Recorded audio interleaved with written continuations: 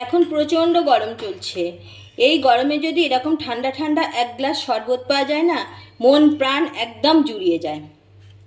চলুন খুব সহজে এবং অল্প উপকরণে তাড়াতাড়ি কিভাবে বানিয়ে নেওয়া যায় দেখে নিন।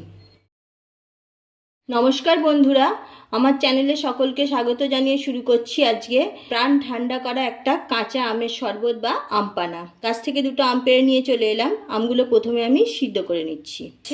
খোসা ছাড়িয়ে আমের পাল্পটা বার করে নিচ্ছি। একটা মিক্সিং বোল নিয়েছি, এর মধ্যে দিয়ে দিচ্ছি কুচি করা আদা, একটা কাঁচা লঙ্কা, কয়েকটা গোলমরিচ।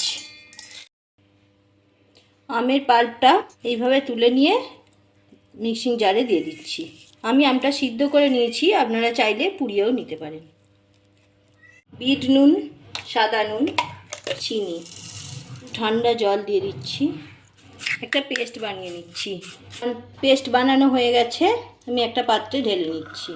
একটা জলজিরার প্যাকেট নিয়েছি, এটা আমি কেটে নিচ্ছি, মিশিয়ে দিচ্ছি। একটু লেবুর রস দিয়ে দিচ্ছি।